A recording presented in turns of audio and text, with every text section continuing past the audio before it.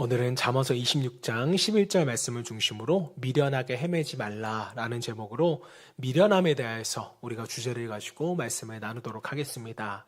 어느 날 어떤 사람이 집 열쇠를 잃어버리게 되었습니다. 그는 마당 잔디밭에서 열심히 열쇠를 찾고 있었는데 때마침 그의 제자들이 집에 도착하여서 스승에게 물었습니다. 선생님, 무엇을 하고 계십니까? 열쇠를 잃어버려서 내가 찾고 있었네.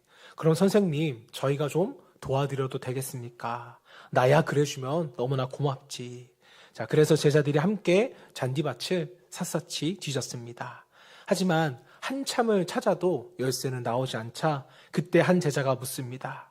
선생님, 열쇠를 어디쯤 잃어버리셨는지 기억하고 계시나요? 선생님은 이렇게 대답을 합니다. 집 안에서 잃어버렸다네. 순간 제자는 너무 황당해서 선생님께 묻습니다. 아니, 집 안에서 잃어버린 걸 왜 밖에서 찾고 계십니까? 그랬더니 선생님은 이렇게 대답을 했습니다. 열쇠를 찾기에는 밖이 더 밝지 않은가? 여러분, 참 황당한 이야기이지 않습니까? 집 안에서 잃어버린 것을 밖에서 찾으니까 아무리 찾아도 이 열쇠는 나오지가 않습니다. 결국 제자들만 헛수고를 한 셈이었습니다. 여러분, 만약 이런 스승이 내 스승이라면 어땠을까요? 참 답답하다. 어떻게 저렇게 미련할 수가 있는가? 당장 제자를 고만둬야겠다 라고 생각을 할 것입니다. 자, 그런데 여러분, 가만히 생각해 보면 우리도 이렇게 어리석게 행동할 때가 있을까요? 없을까요? 있다라는 것이죠. 문제의 근본 원인은 찾지 않고 겉모양만 건드릴 때가 너무나도 많습니다. 해결책이 있는 곳이 아니라 엉뚱한 곳에서 답을 찾을 때가 분명히 있다라는 것이죠. 자, 그래서 결국 인생의 열쇠를 잃어버리고도 찾지 못한 채 낙심하면서 왜 내 인생은 이렇게 안 풀리는 걸까? 한숨을 쉬며 실망하고 있지는 않으십니까? 잠언서의 지혜자는요, 두 사람을 비교합니다. 한 사람은 지혜로운 아들이고 또 한 사람은 미련한 아들입니다. 잠언서 10장 1절 말씀, 지혜로운 아들은 아비를 기쁘게 하거니와 미련한 아들은 어미의 근심이니라. 도대체 어떤 차이가 있길래 한 자녀는 부모의 기쁨이 되고 다른 한 사람은 근심이 되는 걸까요? 또 우리가 흔히 생각하는 지혜로움과 미련함의 기준은 잠언서에서도 그대로 적용이 되는 것일까요? 여러분, 성경이 말하는 지혜는요, 단순히 머리 좋은 것을 의미하지 않습니다. 많은 지식을 알고 똑똑해서 문제를 빨리 해결하는 것을 지혜롭다 말하지 않아요. 성경에서 말하는 지혜는 하나님의 뜻을 알고 그 뜻대로 살아가는 자가 지혜로운 자입니다. 반대로 미련함은요, 하나님의 뜻을 무시하고 자기 생각대로 살아가는 사람, 그 사람을 보며 성경은 미련한 자라고 지칭합니다.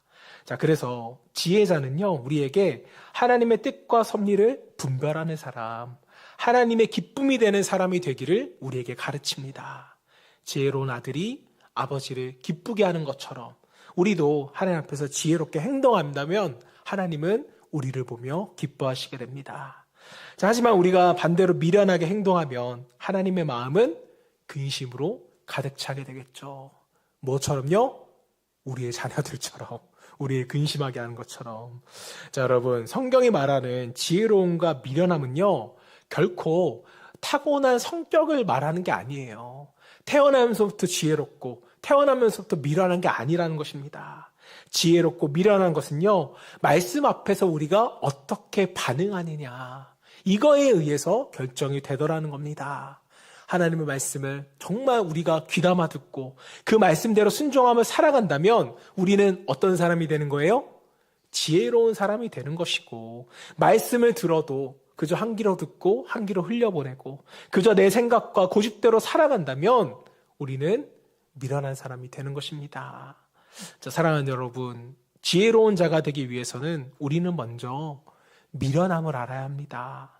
내 안의 미련함이 나를 정말 얼마나 힘들게 하는지, 또 내 주위의 사람들을 얼마나 힘들게 하는지, 또 내 공동체를 얼마나 힘들게 하는지, 이것을 우리가 깨닫게 될 때 우리는 비로소 뭐에 대한 갈망이 생겨요?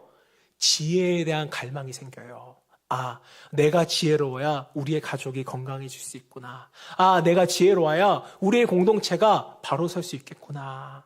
때문에 우리는 오늘 말씀 앞에 겸손히 서서 주님, 내 안의 어리석음을 깨뜨려 주시고 하나님의 지혜로 살아게끔 도와주시옵소서. 이렇게 기도하고 말씀의 지혜를 사모할 필요가 있습니다. 자, 그렇다면 잠언서가 말하는 미련한 자의 특징은 무엇일까요? 몇 가지의 특징과 그래서 우리는 어떻게 이 미련함을 극복할 것인지 성경이 말하는 지혜자가 우리에게 가르쳐주는 방법을 몇 가지 나눠보도록 하겠습니다. 자, 먼저 잠언의 지혜자가 말하는 미련한 자의 첫 번째 특징은요, 너무나도 당연합니다. 미련한 사람하고 같이 있으면 피해를 입어요. 피해를 입히게 됩니다.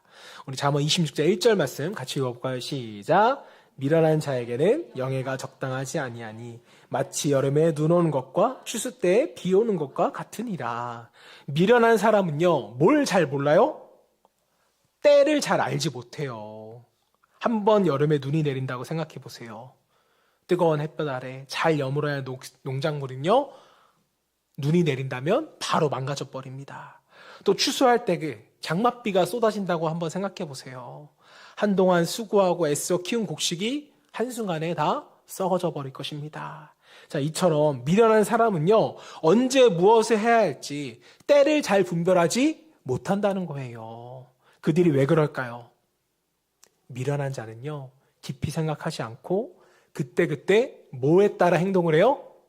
마음에 따라, 감정에 따라 행동하기 때문에 자신뿐만 아니라 다른 사람에게도, 공동체에게도 상처를 입히더라는 것입니다. 자, 그래서 저는 함께 사역을 하거나 일을 할 때 제일 무서운 사람이 있어요. 그게 어떤 사람인 줄 아세요? 누구냐면 하나도 계획적이지 않은데 자기가 계획적이라고 생각하는 사람. 이 사람하고 일하면요, 너무 힘듭니다. MBTI로 따지면요, 완전 P인데 본인은 J라고 생각하는 사람. 이 사람이 리더의 역할을 하면요, 밑에 있는 사람은 정말 힘들어요. 죽어납니다, 세상 말로. 본인은 즉흥적으로, 다시 말하면 그날 감정에 따라서 일을 진행하는데 옆에서 돕는 사람은요, 계획적으로 일하기를 바라요. 갑자기 즉흥적으로 나온 것에 계획적으로 진행한다는 게 처음부터 가능할까요? 불가능합니다. 그리고 이런 분들의 특징이 있어요. 성령의 감동에 의해서 지금 말하는 거라고. 아니에요. 성령의 감동, 하나님의 계획은요, 누구보다 계획적이에요. 그렇게 말하시면 안 됩니다. 네, 또 잠언은 이렇게 말해요. 잠언 26장 9절 말씀 함께 읽어볼까요? 시작. 미련한 자의 입에 잠언은 술 취한 자가 손에 든 가시나무 같으니라. 말씀처럼 술에 취해서 몸을 가누지 못하는데 그 사람 손에 가시나무가 들려있다고 생각해 보세요. 손은 떨리고 다리를 휘청이는데 이게 누구한테 갈까봐 두렵지 않습니까? 결국 이렇게 가시나무를 제멋대로 휘두르다가 주변 사람을 찌르고 결국에는 자기 몸에도 상처를 내는 사람이라는 거죠. 누가요? 미련한 사람이요. 미련한 사람의 말이 바로 그렇습니다. 자신의 입에서 나오는 말이요, 얼마나 위험한지를 알지 못하는 거예요. 생각 없이 내뱉는 말 한마디가 사람의 마음을 찌르고 공동체를 아프게 만든다는 것을 모릅니다. 결국 본인도 그 말로 인해 상처를 입게 된다는 사실을 몰라요. 왜요? 미련하니까요. 또 잠언의 지혜자가 말하는 미련한 자의 특징은요, 스스로를 속인다는 것에 있습니다. 14장 8절 말씀 같이 읽어봅니다. 시작. 슬기로운 자의 지혜는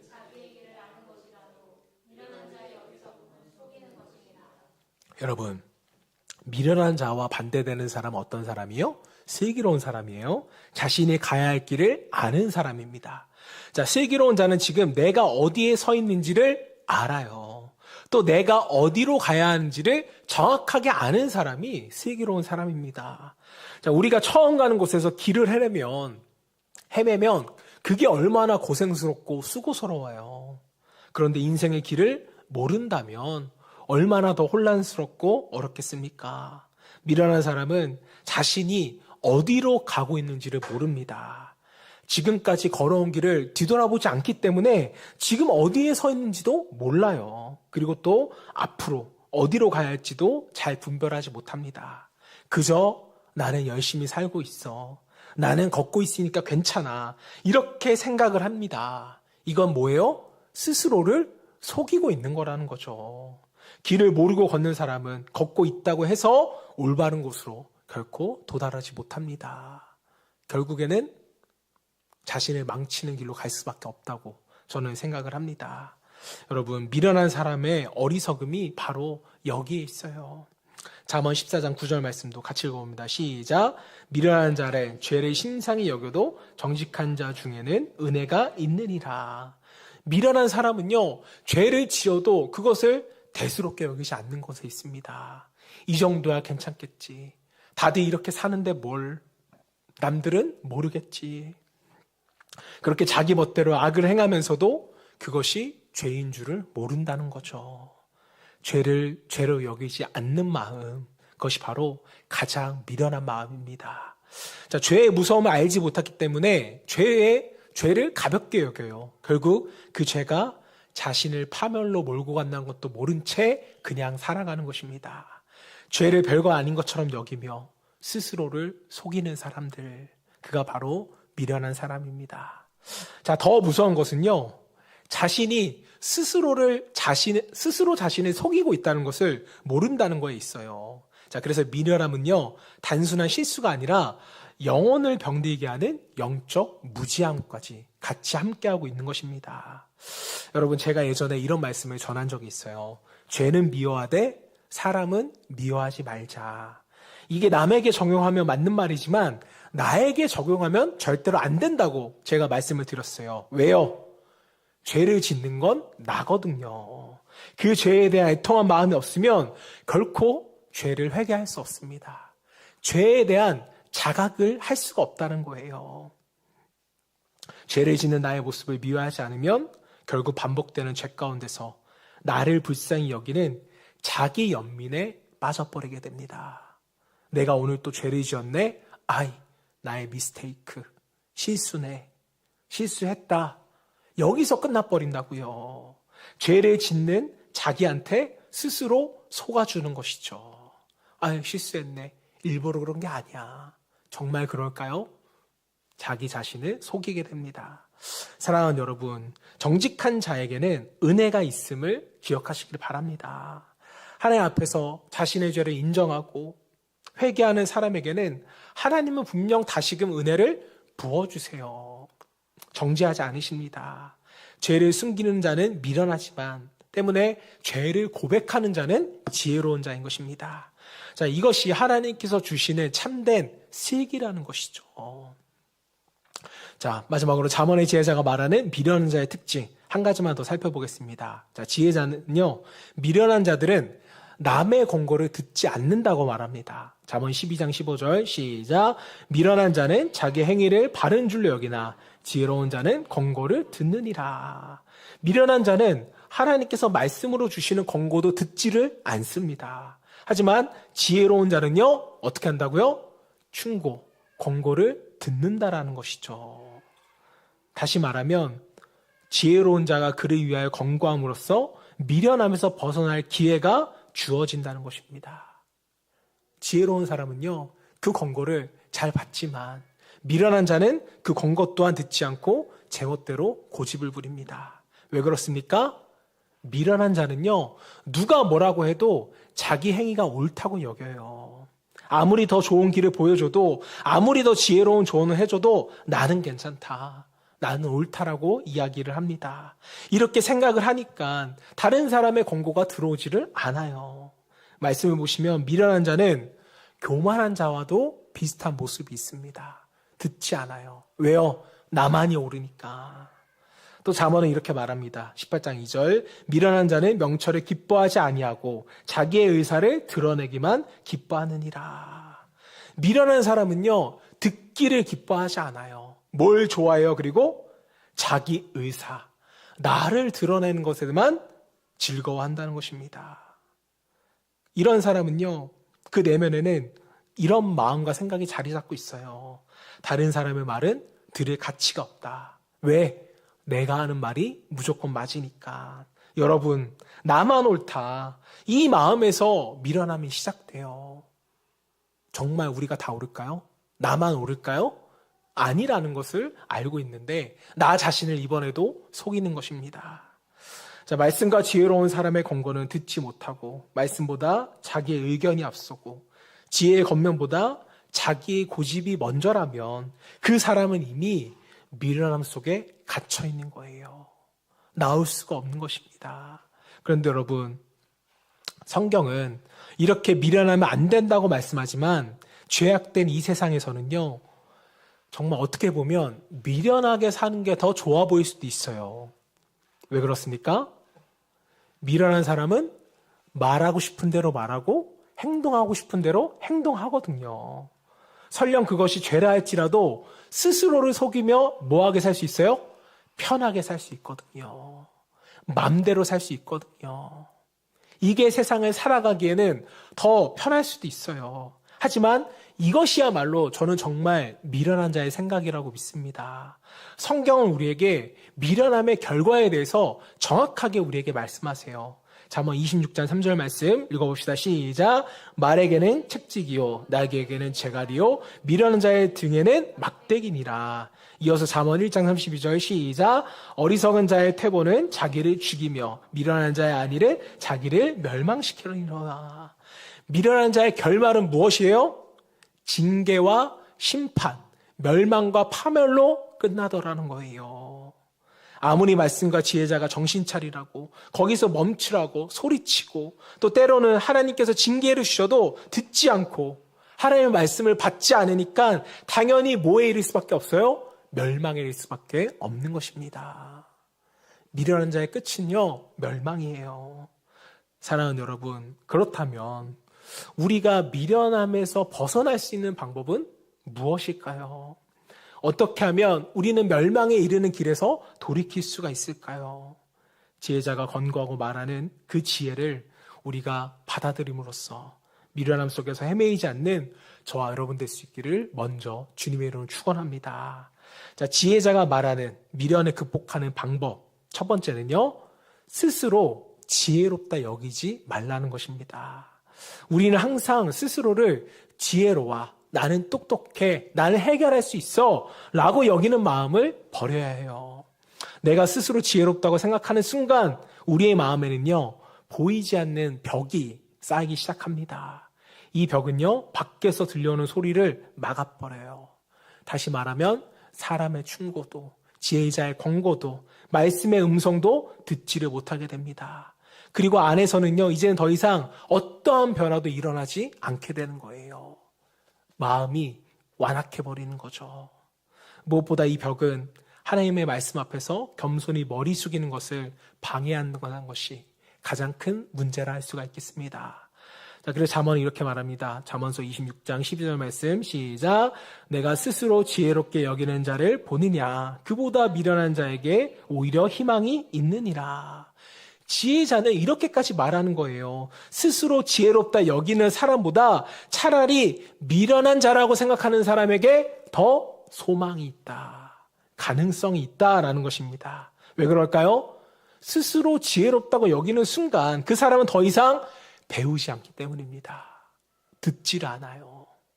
하지만 스스로 미련함을 인정하는 사람은요, 언제든지 배울 수 있고 그 마음의 문을 열 수 있으며 더 큰 목표를 향해 나아갈 수 있기 때문입니다. 특히 자기가 하고 있는 일에 대해서 여러분 오랜 경험과 지식이 쌓이면 종종 이렇게 착각을 할 수 있어요. 나는 경험이 많으니까, 나는 이 분야에서 전문가니까, 나는 많이 배웠으니까. 지식을 많이 쌓으면 자연스럽게 여러분 자부심이라는 것은 생길 수 있어요. 하지만 그 자부심이 어느 순간 교만으로 변할 때 그 사람은 하나님 앞에서 미련한 사람이 돼버리고 마는 것입니다. 진짜 지혜자는요, 여러분, 내가 얼마나 모르는지를 아는 사람이에요. 조금 알게 되었다고 해서 마치 모든 것을 알게 된 것처럼 통달한 사람처럼 행동하는 것, 그것은 세상의 지위와 상관없이 하나님 보시기에 미련한 태도입니다. 저는 어떤 분야에서 전문가를 하더라도 자기보다 더 잘 아는 사람을 만나면 겸손하게 배우려고 하는 사람이 저는 진정한 전문가라고 믿습니다. 권력을 가진 사람도 마찬가지예요. 그 권력이 영원하지 않다는 것을 알고 다른 사람을 겸손하게 대할 줄 아는 사람, 그 사람이 저는 진짜 권력자가 될 수 있다고 생각을 합니다. 반대로 손에 쥔 권력을 놓치지 않으려고 안간힘을 쓰고 자신에게 조금이라도 문제를 제기하는 사람을 가차없이 밀어내는 사람, 이런 사람은 아무리 높은 자리에 있어도 하나님 보시기에는 미련한 사람이고 얼마 안 가서 저는 그 자리에서 내려올 수밖에 없다고 생각합니다. 이런 미련한 사람에게는 필연적으로 적들이 생기게 되고 하나님은 이 미련한 자를 징계하시기 때문입니다. 자, 사랑하는 여러분, 스스로 지혜롭다고 여기는 마음은 우리가 늘 경계해야 할 위험한 마음입니다. 겸손은 지혜의 시작이고 우리에게 배우려는 마음, 듣는 마음, 말씀 앞에 엎드리는 마음, 이 마음이 우리 가운데 있을 때 정말 비로소 하나님께서 우리를 지혜로운 자로서 세워주십니다. 저 여러분 모두가 스스로 지혜롭다 여기며 교만의 길을 걷는 사람이 아니라 하나님 앞에서 늘 배우고 듣고 순종하려는 겸손한 정말 지혜의 사람 될 수 있기를 주님의 이름으로 축복합니다. 자, 한 발 더 나아가서 지혜자가 말하는 미련함을 극복하는 방법, 두 번째는요, 두려움의 대상을 우리가 인식해야 한다는 데 있어요. 잠언 14장 16절 말씀 같이 읽어볼까요? 시작. 지혜로운 자는 여러분, 정말 지혜로운 사람은요, 무엇을 두려워해야 하는지 아는 사람입니다. 그리고 그 두려움 때문에 악을 떠나는 거예요. 반대로 어리석은 사람은요, 스스로를 믿고 자기 판단에만 의지하고 자기 마음이 이끄는 대로 행동을 합니다. 우리는 결코 스스로를 믿을 수 없는 연약한 존재라는 것을 알고 계실 거예요. 그래서 아무리 작은 문제 앞에서도 우리는 정말 이렇게 물을 수 있어야 됩니다. 하나님, 이것이 정말 옳은 것일까요? 누가 봐도 옳아 보여도 다시 한 번 더 하나님께 묻는 거예요. 이 선택이 과연 하나님을 기쁘시게 하는 것일까요? 묻고 또 묻는 사람이 지혜로운 사람입니다. 지혜로운 사람은요, 어떤 결정 앞에서도 내 생각이 맞아, 이렇게 시작하지를 않아요. 하나님, 이게 맞나요? 저는 알 수 없지만 하나님은 알고 계시잖아요. 이렇게 시작을 하는 거예요. 저는 이 질문의 시작은 잠언의 지혜자의 말처럼 하나님에 대한 두려움이 있는 자가 이렇게 질문하고 시작할 수 있다고 믿습니다. 자, 그래서 여러분, 여기서 말하는 두려움은 공포가 아니에요. 공포와는 본질적으로 다릅니다. 여기서의 공포는요, 두려움이라는 것이죠. 공포는요, 정말 무서워서 가까이 가기도 싫은 것을 공포라고 합니다. 하지만 경외는요, 하나님을 높이고 그 뜻을 소중히 여기고 하나님 앞에서 함부로 살지 않겠다는 마음이 두려움, 곧 경외라는 것입니다. 다시 말씀드리면 정말 그분이 두려워서 공포스러워서 눈치를 보는 게 아니에요. 하나님 앞에서 내가 불순종하게 될까 봐, 하나님의 마음을 아프게 할까 봐 이것을 두려워하는 것, 이것이 경외고 참된 지혜라는 것입니다. 여러분, 사람은 두려워할 대상이 분명할 때 미련함은 약해지고요, 지혜는 강하게 됩니다. 우리가 사람을 두려워하면요, 사람의 눈치를 보며 행동하게끔 되잖아요. 손해를 두려워하면 계산적인 삶을 살게 됩니다. 또 실패를 두려워하면 도전하지 못하며 살아가요. 하지만 우리가 하나님을 경외하는 마음을 가지게 된다면 악에서 떠나게 되고 더 이상 죄를 지을 용기가 생기지 않습니다. 사람들이 뭐라고 하던 흔들리지 않아요. 왜 그럴까요? 하나님을 경외하는 자는 하나님 말고는 이제 아무것도 두렵지가 않거든요. 하나님을 경외하는 자에게는 하나님께서 담대함을 부어주십니다. 하나님을 두려워하지 않을 때는 세상의 다른 모든 것들이 두려웠는데 놀랍게도 하나님을 두려워했더니 이제는 다른 모든 것들이 두려워하지 않게 되는 것입니다. 자, 그래서 여러분, 지혜로운 사람은 두려움의 방향을요, 하나님께 맞추는 사람들이에요. 그 마음이 하나님을 향해 있으면 나머지 모든 문제는 자연스럽게 해결이 되어집니다. 사랑하는 여러분, 결국 하나님을 경외하는 마음이 지혜의 시작입니다. 성경도 분명히 이것에 대해서 선언해요. 잠언 1장 7절 말씀, 잠언서의 주제가 되는 말씀이에요. 같이 읽어봅시다. 시작. 여호와를 경외하는 것이 지식의 근본이거늘. 경외함 없이 얻은 지식은요, 사람을 교만하게 만들 뿐입니다. 미련하게 만들어요. 하지만 경외함 위에 쌓은 지식은요, 사람을 지혜롭게 만듭니다. 똑똑하게 만들어요. 저 여러분 모두가 하나님을 두려워함으로써 악을 미워하게 되고 또 죄에서 멀어지고 겸손함으로써 하나님의 뜻을 따를 수 있는 지혜로운 자가 되기를 주님의 이름으로 축복합니다. 자, 마지막으로 잠언서의 지혜자가 말하는 미련함을 극복하는 방법 세 번째는요, 지혜로운 자와 동행하라는 거예요. 잠언 13장 20절 말씀 함께 봅니다. 시작. 지혜로운 자와 동행하면 지혜를 얻고 미련한 자와 사귀면 해를 받느니라. 우리가 누구와 함께 걷느냐는요, 인생 전체를 바꿀 만큼 아주 중요한 일입니다. 지혜로운 사람과 함께하기 시작하면요, 그 사람의 말과 행동, 삶의 태도가 나에게 조금씩 스며들게 됩니다. 그 사람의 말, 태도, 좋은 나무 곁에 있으면 좋은 향기가 배듯이 지혜로운 사람 옆에 있으면 나도 지혜로운 말을 하게 되고요, 지혜로운 행동을 하게 되더라는 거예요. 반대로 미련한 자와 동행하면 어떻게 될까요? 똑같습니다. 그의 미련한 말, 그의 미련한 행동, 그의 미련한 판단이 나에게 스며들기 시작합니다. 그러면서 우리는 어떤 판단을 하게 돼요? 나쁜 판단, 어리석은 판단, 치명적인 실수의 판단을 하게 됩니다. 처음에는요, 이게 별것 아닌 것처럼 보이지만 서서히 그 미련함이 내 삶 깊숙이 파고들게 되면서 결국은 뭘 가져오게 돼요? 해를 가져오게 된다는 것이죠. 때문에 성경은 미련한 자와 사귀면 해를 받는다고 우리에게 경고한 것입니다. 자, 성경은 항상 너희가 누구와 동행하는지를 확인하라고, 점검하라고 우리에게 계속 묻습니다. 자, 성경은 왜 이것에 대해서 우리에게 자주 물을까요? 누구와 동행하느냐에 따라서 곧 그 사람의 미래가 결정되기 때문입니다. 인생은 혼자 사는 것 같지만 사실은 함께 걸어가는 사람에 의해서 만들어지는 삶입니다. 내가 매일 만나고 대화하고 시간을 보내는 사람이 정말 누구인지에 따라서 내 생각, 내 성품, 내 신앙까지도 변화될 수 있다라는 거예요. 자, 그래서 오늘 저는 또 강조하지만 우리가 지혜로운 공동체에 속해 있는 게 저는 너무나도 중요하다고 생각합니다. 건강하고 성경적인 공동체에 속해 있다는 것. 또 이것은 정말 우리에게 큰 은혜가 될 것이라는 거죠. 자, 사람이 혼자 지혜롭고 혼자 지혜로움을 유지하기란 굉장히 어렵습니다. 저는 불가능하다고 생각을 해요. 때문에 하나님은 우리에게 교회라는 공동체를 허락하셨고요. 이 안에서 지혜를 배우며 함께 구원을 이뤄가기를 원하십니다. 지혜로운 공동체 안에 있으면요, 서로가 서로에게 지혜의 자극이 되고요, 서로의 길을 지켜주며 때로는 넘어지지 않도록 붙잡아 주기도 하고 때로는 잃어버린 길을 다시 찾게끔 도와주기도 합니다.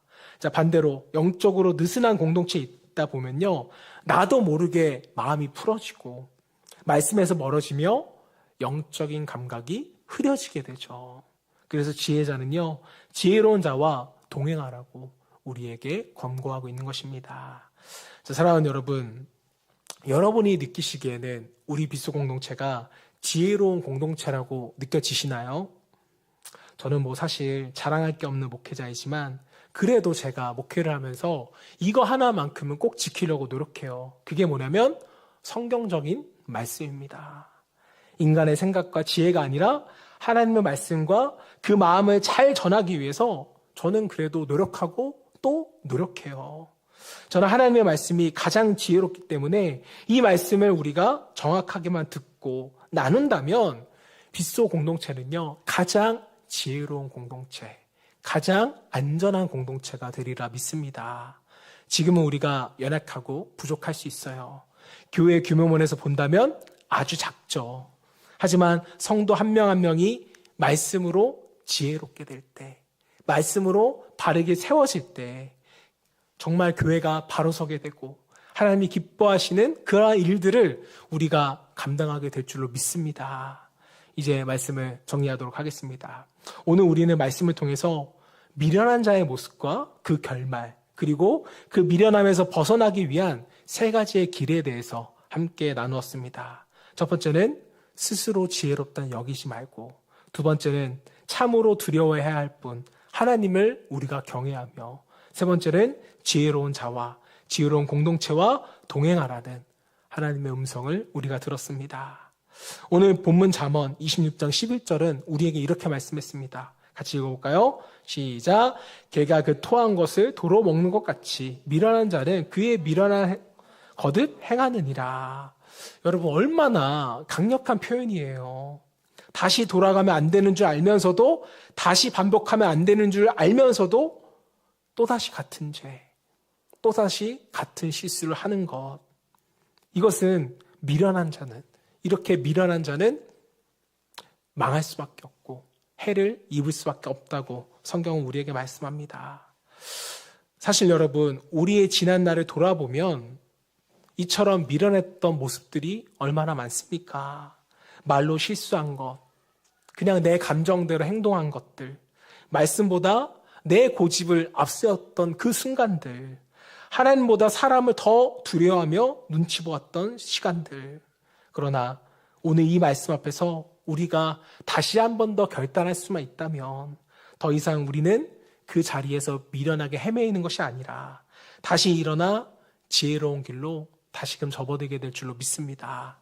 오늘 말씀을 마음에 담고 정말 미련하게 헤매는 것이 아니라 지혜의 길로 돌아오라는 이 하나님의 부르심의 응답에 솔직하게 답할 수 있는 저와 여러분 되시기를 주님의 이름으로 축원합니다.